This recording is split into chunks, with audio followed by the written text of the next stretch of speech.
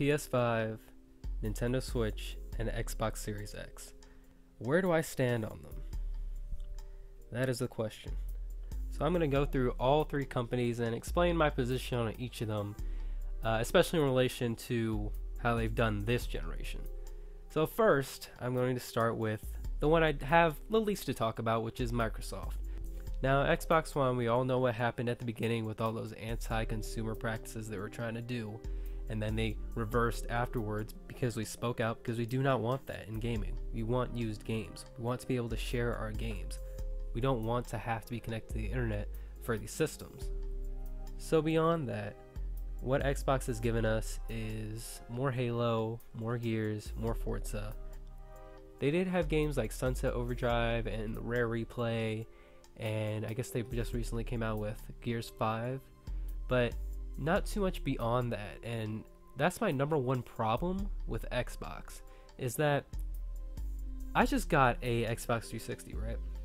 And one thing I really liked about the original Xbox and the 360 is that they had a lot of exclusive Japanese games, and it just exclusive, like, really interesting looking games like Dead to Rights and Galleon and Lost Odyssey, several RPGs actually. And I think that's the core thing that I want from Xbox, and that's why I'm kind of interested in the Xbox Series X. Not that I want to get it day one, because we'll talk about that later. I really liked that Xbox Series X gameplay reveal they did. Why? Because the number one problem I had with them was that they were just putting out Halo, Gears, and Forza. The thing they did in the conference was give me nearly non-stop, new IPs, new ideas. That is what really surprised me about that entire conference. That's what I was very impressed by. You know, you got games like Scarlet Nexus, which looks like my kind of game, and of course that got confirmed for I think PS4, PS5, and PC. But just the fact that they showed that allegedly running on the Xbox, that really got me excited, because it shows me that Microsoft is at least making effort to get back into the good graces with gamers. Another game I also liked that piqued my interest was The Medium, which apparently the soundtrack is being done by the guy that did Silent Hill soundtrack, so I mean, that's obviously not going to be determining of the actual quality of the game, but I hope it's good, because, you know, it's a survival horror game. I definitely want to see some more actual gameplay of that. As for Sea of Thieves and State of Decay, that's another part of Xbox that really needs to improve, is the quality of these games. The quality of these games needs to be a lot higher this gen, because of course, you know, new ideas are only as good as the execution. I also like this system they have, where if you buy a copy of a game like, I don't know, Call of Duty on Xbox One, and then you buy an Xbox Series X, you'll actually already own the Xbox Series X version of that game. And I love that. That's awesome, because one thing I always hated about cross-generation games is that you have to buy, I don't know, Last of Us on PS3, and then you have to re-buy it again for PS4 if you want to play it on the PS4. That is something that I really like about Xbox, because if I told my brother, for example, he plays on Xbox, that he could buy a game and then he wouldn't have to buy it again, that's awesome. He saves a lot of money that way. Now, what everybody has a problem with is that there wasn't like a person playing the game, like playing the actual games in real time. I can get that, and Microsoft even apologized for that. They kind of set people up in the wrong way with this conference by giving you the impression that they were going to do that, and they even apologized for it, which I'm glad they did. And they even gave us another date as to when we're going to hear more about Xbox Series X games in July, which was great. Now, mind you, I'm complimenting them, but I am not even a Xbox fan whatsoever. I've never even owned an Xbox system until today, actually. It's just that the problem is how much of these games are going to be exclusive. We don't know, because we already had, like I said, Scarlet Nexus is also confirmed for other platforms, so we don't know about that, although Sony's kind of going down that road with their games and putting their games on PC as well, so it's like they're almost becoming the same thing at that point. So all in all, Series X, I'm interested, not sold by any means, and definitely not going to get it day one, because we all know what happens with hardware on day one, even the Switch. Microsoft is launching with Halo, so we'll see how it turns out. Now we gotta talk about Sony. Now, yeah, okay. The PS4.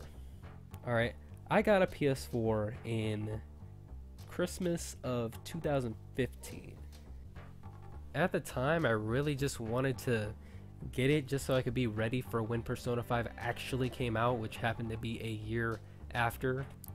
My main problem with Sony and the PS4 is that, yes, they had a lot of exclusives. They had a lot of new IPs in Horizon Zero Dawn, Order 1886, Detroit Become Human, and I guess Spider-Man, if that counts as a new IP. My problem is that I personally don't like a lot of those games. I thought Horizon Zero Dawn was a cool idea, but very boring in its execution. Detroit Become Human was just like, you know, Heavy Rain and all those games in quotes, where it's just like you're watching a movie at that point. It's like, why not just make it a movie? I really can't justify paying $60 for something like that. I don't get why people like those types of games. And I like Danganronpa, that's a visual novel, but at least in that game you're actually thinking. You're not just clicking on things to make things happen. And don't get me wrong, PS4 had a lot of great third-party support. I am not going to doubt that at all. PS4 was the king when it came to third-party games. You had everything on it, pretty much. But that's not why I buy systems. That's not why I love the PS1. I love the PS1 and PS2 for those exclusive games. It had so many classic games, but the thing is that those franchises don't continue. Parappa died on the PS2. Crash died as a Sony exclusive on the PS1. Not to mention the insane amount of RPGs that we had on the system as well. Sony's longest running franchise that's still making games is God of War, and my problem with that game doesn't have to do with the actual game itself. It's more so just people making it out to seem like it's something that it's not. God of War has always had a serious story.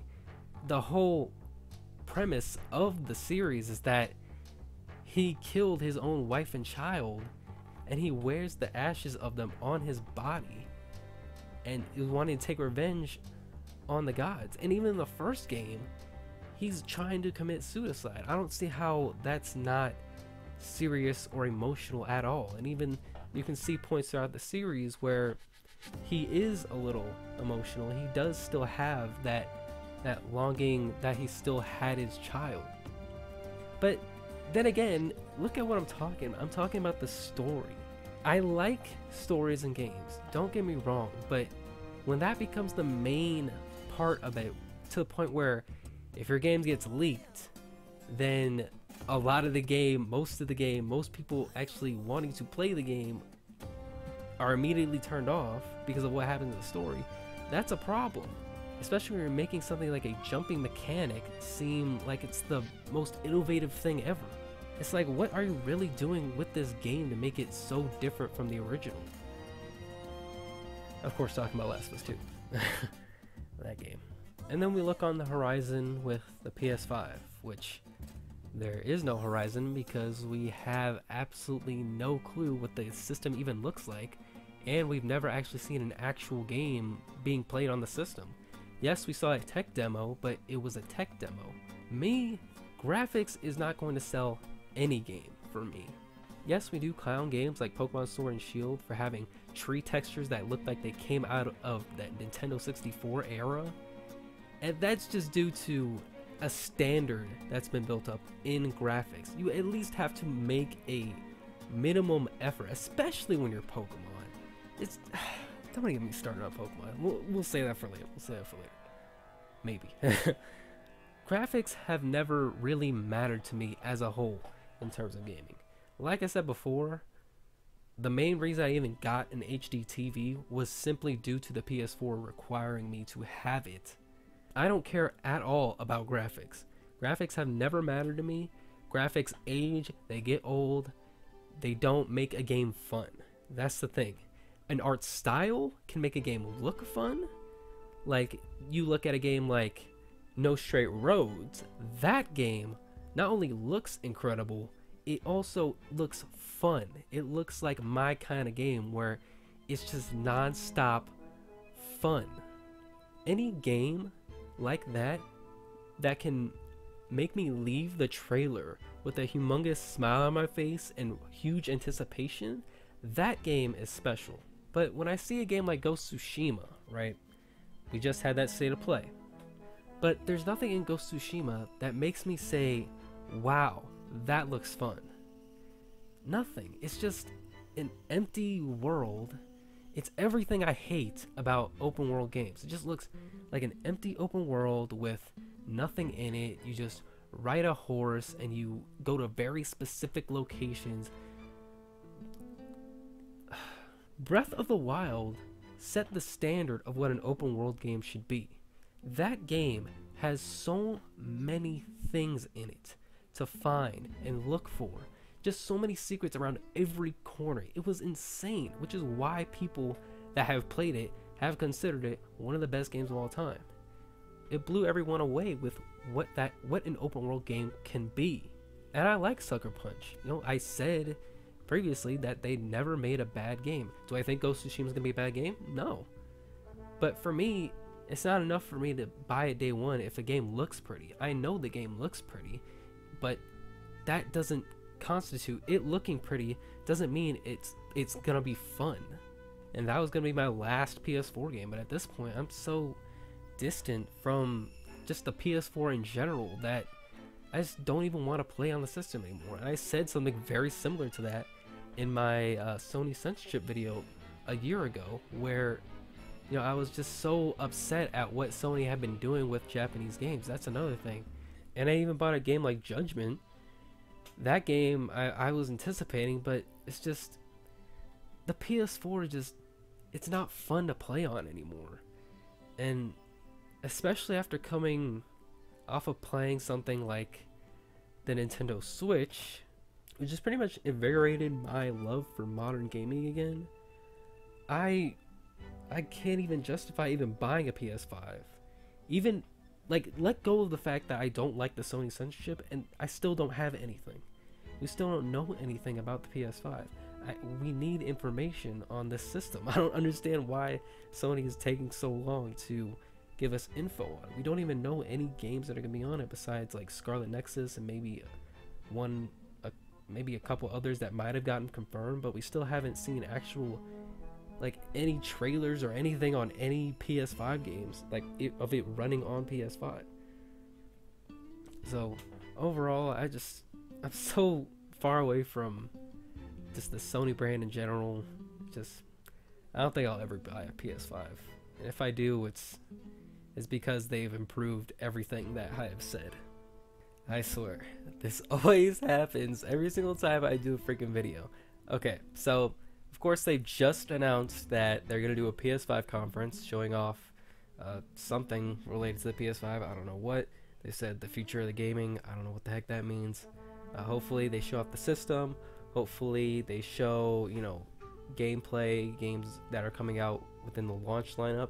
My number one thing for this conference is for Sony to show me that they care about Japanese games, because of course we're probably gonna see, you know, God of War and Spider-Man and Horizon Zero Dawn, you know, all the typical stuff that I expect. But the thing that will really get me excited, really get me actually interested, is to see if they have any exclusive Japanese games on the system, or any games that just looks interesting, looks, you know, fun, right? Because like I said, graphics are not going to do it for me. I also want to see the console. And one last thing, I just hope, I pray that they do not spend any more time talking about how many terrors are going to be flopping on the system. Now let's look at Nintendo. Now, Nintendo has been through a interesting little character arc this generation, to say the least. Bring it on back to the Wii U. that system that everybody had hopes for, but it just couldn't do anything. And I think Reggie put it really well when he said that when people look back on the Wii U, they'll look back and see that it had a great library, great exclusive library. But the problem was that they weren't coming out as frequent, and third-party support pretty much died after like the second year, to the point where it was just a Nintendo exclusive only platform. It was pretty rough. Positives about the Wii U I can say, if there's one thing that I always loved about the Wii U, is that party games, that is the system to play party games on. Party games are kind of the flagship for what the Wii U gamepad interacting with the main screen could do. You know, you got that Luigi's Mansion game, which I always love playing when I have, you know, multiple people to play with. Just Nintendo Land in general was kind of what the Wii U, the potential of what the Wii U could do was, if that made sense. And then you also had Mario Party 10, which was trash, but that Bowser mode, though, that was good. That's the one thing that puts it above 9, at least. That's what makes it at least ownable in my eyes. Of course, he had Bayonetta 2. That was awesome. You even got, you know, Bayonetta 1 with it as a physical disc, unlike the Switch where you only get a digital code. You had Wonderful 101. I'm just looking at my small library. Of course, Xenoblade Chronicles X. That game was awesome. That was my game of the year that year. Smash 4. I had a lot of great memories playing with, not only just casually, but in the competitive scene. I love those guys. Shoutouts to any of you for watching. You had Sonic Lost World. That was a little shaky, to say the absolute least about that. You had Rayman Legends, which still salty that wasn't exclusive, but hey, that's the Wii U's fault. Then you had Game of Wario, which was another great party game on the Wii U that utilized it in an interesting way, like the Fruit Thief. If you ever played that, you have to find the thief on the main screen whilst the thief is on the gamepad. Cool. Again, party games are great on the Wii U. You also have Hyrule Warriors and 3D World and Pikmin 3 and Mario Maker with free online, and all these games that are probably, if not already, ported to the Switch. So coming off the Wii U, I was very skeptical on Nintendo's new system. A lot of the rumors we've been hearing, you know, it seemed interesting because it would have fixed the problems that Nintendo would have had by fusing both their 3DS and Wii U libraries into one, by having a system where they could have all those developers working on, to give us, you know, a better string of games throughout the years. And then you had that console reveal in early 2017 where they announced the game that I would buy a Switch for, Xenoblade Chronicles 2. That is probably one of the most hype reveals I've ever seen for a game, because they just released Xenoblade X, and to see Xenoblade 2 just come out of nowhere and be announced for the first year of the Switch, I have to get it now. Especially when they announced that Breath of the Wild was going to release day and day with the Switch. So it was perfect. We already had certain games confirmed for that first year that I really wanted to play. That's why Sony, it's kind of weird that they're taking so long to announce these things, because I want to know what they're going to have for the first year, especially launch titles, because we all know what happened in the launch title for the PS4. Jesus. And Suda51 came out with a picture of Travis announcing that they're going to make a new No More Heroes, which is what we're getting this year, which we already got one, but we're getting a mainline No More Heroes game this year that I'm very much anticipating. And you see, like, not to get too much into the lineup of what we've gotten with the Switch, but this is what I mean. I can get excited about games that are coming on the Switch. But the last time I got this excited about a game launching on, say, the PS4 was Danganronpa V3. And after that, there hasn't really been anything that's matched that level of anticipation. You know, just minor interests here and there. And of course, those interests in Zanki Zero and Senran Kagura, you know, they get censored. So it's like, I don't even want to buy it anymore because it's not the original vision I'd much rather play games with that are intact, complete, not half-assed, and have the original vision in mind, and treat the original vision with respect, and not try to censor it or remove things out of the game in order for it to fit some sort of way of thinking.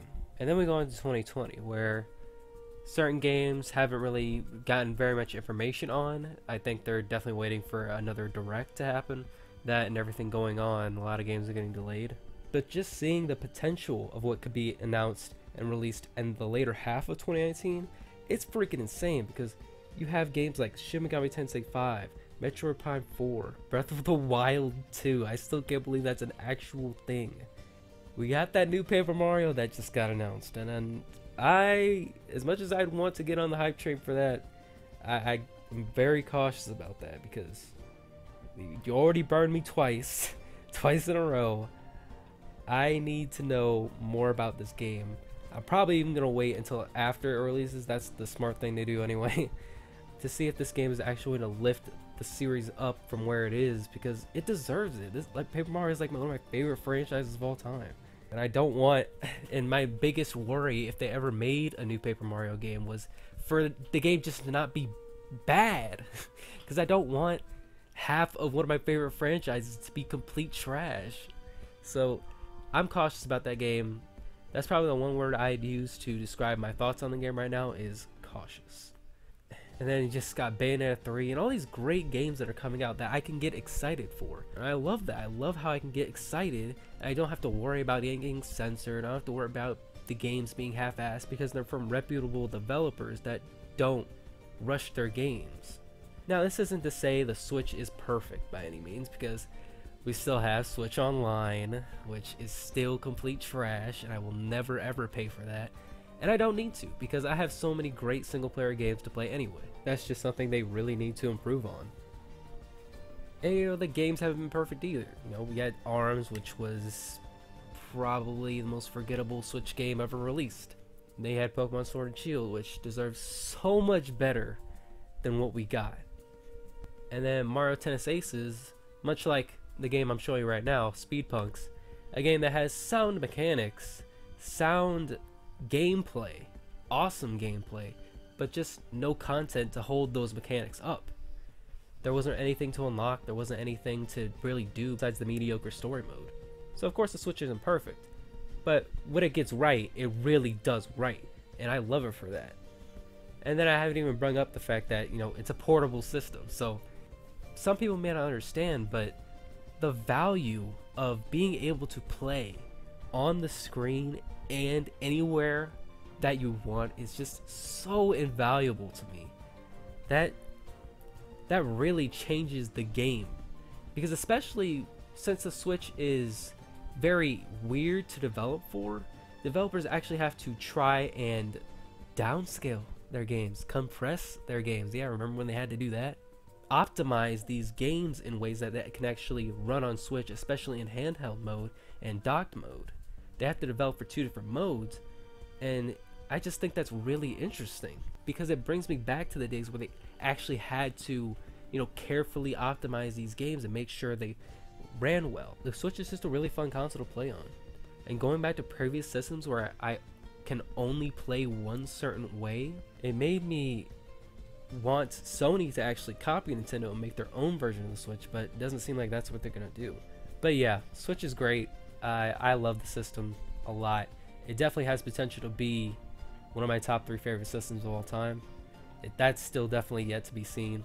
People have still been buying Animal Crossing. That's insane. But my thing with that is that at least it's an actual good game that does well on the Switch. But now the last thing I wanted to talk about was next generation hype. I do not like next generation hype at all. I think it's the dumbest freaking thing ever. Because again, let's bring the Switch situation. I got hyped based on them actually showing the system and showing the games that were going to be released with the system, if not on release day, then release year. Now we have people that are getting hyped for something like a tech demo for a system that we don't even know what it looks like. We don't even know the lineup of games that are going to be released. And it really brings me back to this one time, all the way back in 2013, Black Friday at GameStop. Of course, 2013 being the year when PS4 and Xbox One came out, and I went there. I was in line, and there was a guy going down the line taking orders of who wanted what, who wanted a PS4 or Xbox One, and everybody was saying what they wanted, and they got to me. I was like, no, I'm just here to get games. And that, I swear I heard somebody say in the background, he's here to get games. I'm like, yeah, I'm here to get games. I'm not here to get freaking systems that have no games. I'm here to get games on a previous system that I already own, games that I really want to play. I don't want a $400, $500 freaking system that has nothing for me to play on it except for Call of Duty and Knack. Like, come on.